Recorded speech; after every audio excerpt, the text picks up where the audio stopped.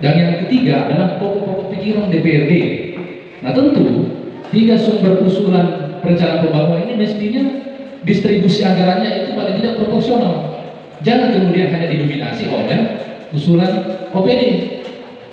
Ya, karena usulan mereka juga sangat kecil sekali. Fakta pembahasan kita di tahun ini, untuk tahun 2022, dalam rangka merealisasikan usulan musrembang, ini yang sering diteriakkan teman kita Pak Mulyadi, saya kemudian hadir hari ini, dan tentu juga bagi kami, di dapil kami, yang notabene ada 3 kecamatan, misalnya saya, dapil 4, Kecamatan Wonomulyo, Mapili, dan Budo, usulan musrembang itu khusus untuk kegiatan ekonomi itu hanya 25 juta sekian. Bayangkan, tidak usah kita bicara pokir, usulan musrembang saja hanya 25 juta, 3 kecamatan. Bagaimana ini melihat, berbeda melihat pola perencanaan Kalimantan ke depan yang kalau seperti ini. Sementara menurut analisa kita, di luar daripada reses, hasil musrembang ini betul-betul muncul dari bawah, betul-betul usulan murni dari masyarakat yang notabene sangat dibutuhkan. Jadi ini kalau seperti ini polanya, yang didominasi anggaran kita hanya usulan OPD yang maksimal, ini masih kita menganut sistem perencanaan yang top down, perencanaan dari bawah, dari atas ke bawah, bukan bottom up, yang seharusnya menjadi rujukan kita. Ini perlu menjadi perhatian buat teman-teman Balikpapan sebagai penanggung jawab perencanaan kita ke depan. Nah, saya masuk ke reses, bahwa kemudian tadi Pak Ketua Fraksi Demokrat menyampaikan bahwa ke depan ini kita mengusulkan prioritas saja, tidak usah banyak-banyak. Yang penting betul-betul bisa terrealisasi. Pernah juga saya bicara di forum ini seperti itu. Tetapi hari ini saya berpikir terbalik, mengingat bahwa ternyata salah satu pertanggungjawaban kita dalam rangka melakukan reses adalah adanya usulan-usulan dari setiap masyarakat di mana kita melakukan reses. Nah, kalau kemudian penginputan SIPD ini kita hanya masukkan 1, 2, atau 3 yang kemudian kita anggap prioritas, maka berarti bahwa pertanggungjawaban pelaksanaan reses kita ini kurang maksimal. Artinya apa? Dalam setiap tahun 3 kali masa sidang kita melaksanakan 3 reses, sehingga secara otomatis usulan dari setiap masyarakat itu pasti akan banyak. Sehingga untuk kemudian tidak mengabaikan pertanggungjawaban pelaksanaan reses kita yang membutuhkan anggaran itu, kita tetap masukkan dan semua yang diusulkan oleh masyarakat berapapun banyaknya. Namun ini perlu menjadi perhatian. Namun begitu masuk di RAPBD, itu tadi usulan reses masuk di CPD kan menjadi rujukan dalam rangka penyusunan RKPD, gitu ya. Nah, tidak apa-apa sebanyak-banyaknya kita masukkan di RKPD, di SPD itu masuk di RKPD. Tetapi begitu masuk di RAPBD, disitulah baru kita akan seleksi mana yang prioritas dan sekian usulan. Nah, ini yang tidak terjadi kemarin, sehingga kemudian ada perbedaan pendapat di antara kita. Karena di satu sisi teman-teman eksekutif mengatakan, oh ini kami sudah akomodir usulan reses DPRD, tetapi di sisi lain anggota DPRD mengatakan, oh itu tidak prioritas, sehingga kami ingin ganti daripada usulan yang kami anggap prioritas. Nah, ini tidak diberi ruang. Hanya mengapresiasi pada apa yang menjadi agenda hari ini, cuma ingin memastikan saja ini Pak Wakil dan Balitbangkren, hari ini ada statement lah dari Balitbangkren bahwa apa yang menjadi pokok-pokok pikirannya DPRD insya Allah diakomodir. Itu saja. Ya, jadi tidak usah kita, karena kalau kita cermati, kita simak pada apa yang sudah disampaikan oleh pembicara dahulu ini, semua saya akan sanksi. Apatah lagi bagaimana kita mau melihat menatap 2024 ini kalau kita masih menjanjikan sesuatu pada saat kita reses, ternyata kita tidak bisa buktikan di masyarakat kita. Artinya apa? Bahwa memang ada mungkin di antara kita yang selama ini sudah mendapatkan kopi, tetapi juga tidak menutup kemungkinan masih ada juga kawan-kawan yang sampai saat ini belum ada pokok-pokok pikirannya yang diakomodir, termasuk yang bicara hari ini. Ya, jadi itu yang saya perlu sampaikan. Jadi perlu ada jaminan bahwa apa yang kita usulkan ini insya Allah diakomodir. Ya, tidak semuanya tentu, tetapi adalah yang diakomodir dari DPRD, karena itu tadi ada beberapa sumber yang menjadi bahan untuk pengusulan dalam program-program kerja. Pertama tentu kita dapatkan dari musrembang, dan yang keduanya itu proses reses yang dilakukan oleh DPRD, karena ini legal standingnya ada. Ya saya kira itu. Kami hanya ingin mendengarkan statement dari Bang Rey dan mohon pihak sekretariat untuk mencermati dan menginput baik-baik masing-masing anggota DPRD. Jangan ada yang lebih, ada yang kebanyakan, ada yang sama sekali tidak ada. Ya, jadi itu tolong menjadi perhatian, jangan ada yang terlalu banyak, ada yang bahkan tidak ada. Jadi saya kembalikan pikiran. Terima kasih. Assalamualaikum warahmatullahi wabarakatuh. Waalaikumsalam warahmatullahi wabarakatuh. Sudah ada 4-5 penanya. Penanya sekaligus ada koreksi di situ. Di saat ada koreksi, ada harapan dan masukan kepada Bapak Balik Bandreng. Pimpinan, Silakan. terima kasih. Assalamualaikum warahmatullahi wabarakatuh. Kepada Bapak Balik Bandreng. Pimpinan, Silakan. terima kasih. Assalamualaikum warahmatullahi wabarakatuh. Yang terhormat Wakil Ketua DPR sekaligus pimpinan rapat pada siang hari ini, yang terhormat Bapak dan Ibu teman-teman anggota DPRD Kabupaten Kepulauan Mandar, yang saya hormati Bapak Kepala Balik Bandreng bersama dengan staf yang hadir pada hari ini. Baik, saya sebenarnya apa yang dialami oleh teman-teman, kesedihan itu ada juga pada kami, bahwa terkait dengan pokir selama kami di DPRD ini sejak 2019 akhir sampai sekarang satu pun pokir kami tidak ada lolos. Pun kalau ada lolos itu mungkin sekedar tulisan saja, tapi fakta di lapangan itu tidak ada sama sekali yang kami dapatkan. Apakah itu informasi tersebut atau seperti apa?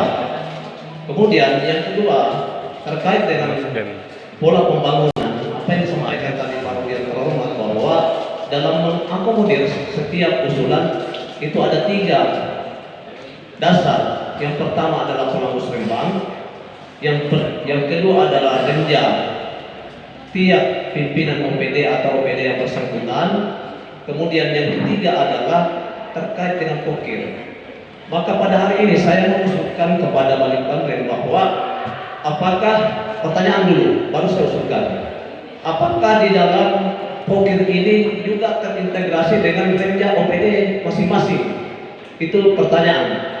Apakah itu harus terintegrasi? Karena pola musrembang yang kemarin kami pengalaman menjadi kades itu terintegrasi, bahwa renja SKPD harus turun dulu baru mengusulkan dari bawah.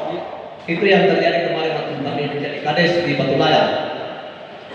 Kemudian saya kalau bisa mengusul, saya rasa juga mungkin teman-teman akan sepakat bahwa sebaiknya pokir ini ada jalur khusus untuk bagaimana memaksimalkan usulan-usulan dari tiap-tiap anggota DPR 45 ini itu bisa maksimal masuk. Apa yang dikhawatirkan teman-teman, bahwa ada anggota DPR yang mungkin nilainya sekian sudah masuk, ada yang setengah, dan bahkan ada yang tidak ada. Itu yang kami alami. Jadi sempat kami sebut satu-satu. Ya, hanya menambah apa yang telah disampaikan oleh 3 pembicara terdahulu, anggota DPRD yang terhormat, bahwa kemudian hari ini dilakukan sosialisasi tentang penginputan SIPD dalam rangka kemudian pokok-pokok pikiran DPRD Kabupaten Kepulauan Mandar untuk tahun anggaran 2023 yang akan datang. Yang pertama yang saya ingin sampaikan adalah bahwa proses ini menjadi satu kewajiban bagi kita maupun teman-teman Balik Bandreng untuk kemudian menginput dalam SIPD, karena ini merupakan syarat administrasi dalam proses perencanaan pembangunan kita. Begitu wajibnya yang namanya pokok-pokok pikiran, seperti yang disampaikan oleh teman terdahulu tadi. Yang tak kalah pentingnya menurut saya hari ini adalah terkait dengan apa sih sebenarnya substansi dan tujuan penginputan SIPD dalam rangka mengakomodir pokok pikiran anggota DPRD. Yang mana tadi sudah disampaikan bahwa beberapa tahun terakhir ini yang namanya pokok-pokok pikiran khususnya DPD Kalimantan ini dianggap kurang maksimal. Sekalipun tadi ada beberapa teman-teman menyebutkan ada, tetapi bagi kami ini belum maksimal kalau dilihat dari proporsi anggaran APBD kita. Bahwa kemudian dalam rangka perencanaan anggaran kita dalam setiap tahun anggaran ada 3 sumber usulan yang kemudian menjadi rujukan dalam perencanaan. Yang pertama adalah usulan musrembang yang dilakukan mulai dari tingkat bawah, desa, kecamatan, kabupaten, dan seterusnya. Kemudian yang kedua adalah usulan OPD-OPD yang ada dalam lingkup pemerintahan Kabupaten Kalimantan. Dan yang ketiga adalah pokok-pokok pikiran DPRD. Nah tentu 3 sumber usulan perencanaan pembangunan ini mestinya distribusi anggarannya itu paling tidak proporsional. Jangan kemudian hanya didominasi oleh usulan OPD. Ya, karena usulannya juga sangat kecil sekali. Fakta pembahasan kita di tahun ini untuk tahun 2022 dalam rangka merealisasikan usulan musrembang ini yang sering diteriakkan teman kita Pak Mulyadi, saya Mulyadi hadir hari ini, dan tentu juga bagi kami di dapil kami yang notabene ada 3 kecamatan. Misalnya saya dapil 4 Kecamatan Wonomuli, Mapili, dan Bulo, usulan musrembang itu khusus untuk kegiatan ekonomi itu hanya 25 juta sekian. Bayangkan, tidak usah kita bicara pokir, usulan musrembang saja hanya 25 juta, 3 kecamatan. Bagaimana ini melihat, berbeda melihat pola perencanaan Kalimantan ke depan ini kalau seperti ini. Sementara menurut analisa kita, di luar daripada reses, hasil musrembang ini betul-betul muncul dari bawah, betul-betul usulan murni dari masyarakat yang notabene sangat dibutuhkan. Jadi ini kalau seperti ini polanya, yang didominasi anggaran kita hanya usulan OPD yang maksimal, ini masih kita menganut sistem perencanaan yang top down. Perencanaan dari atas ke bawah, bukan bottom up, yang seharusnya menjadi rujukan kita. Ini perlu menjadi perhatian buat teman-teman Balikparan sebagai penanggung jawab perencanaan kita ke depan. Nah, saya masuk ke reses. Bahwa kemudian tadi Pak Ketua Fraksi Demokrat menyampaikan bahwa ke depan ini kita mengusulkan prioritas saja, dosa banyak-banyak. Yang penting betul-betul bisa realisasi. Pernah juga saya bicara di forum ini seperti itu. Tetapi hari ini saya berpikir terbalik, mengingat bahwa ternyata salah satu pertanggungjawaban kita dalam rangka melakukan reses adalah adanya usulan-usulan dari setiap masyarakat di mana kita melakukan reses. Nah, kalau kemudian penginputan SIPD ini kita hanya memasukkan 1, 2, atau 3 yang kemudian kita anggap prioritas, maka berarti bahwa pertanggungjawaban pelaksanaan reses kita ini kurang maksimal. Artinya apa? Dalam setiap tahun 3 kali masa sidang kita melaksanakan 3 reses, sehingga secara otomatis usulan dari setiap masyarakat itu pasti akan banyak. Sehingga untuk kemudian tidak mengabaikan pertanggungjawaban pelaksanaan reses kita yang membutuhkan anggaran itu, kita tetap masukkan dari semua yang diusulkan oleh masyarakat berapapun banyaknya. Namun ini perlu menjadi perhatian. Namun begitu masuk di RAPBD, itu tadi usulan reses masuk di SIPD kan menjadi rujukan dalam rangka penyusunan RKPD, begitu ya. Nah, tidak apa-apa, sebanyak-banyaknya kita masukkan di RKPD, di SPD untuk masuk di RKPD. Tetapi begitu masuk di RAPBD, disitulah baru kita akan seleksi mana yang prioritas dari sekian usulan. Nah, ini yang tidak terjadi kemarin, sehingga kemudian ada perbedaan pendapat di antara kita. Karena di satu sisi teman-teman eksekutif mengatakan, oh ini kami sudah akomodir usulan reses DPRD, tetapi di sisi lain anggota DPRD menganggap bahwa itu tidak prioritas, sehingga kami ingin ganti daripada usulan yang kami anggap prioritas. Nah, ini tidak diberi ruang.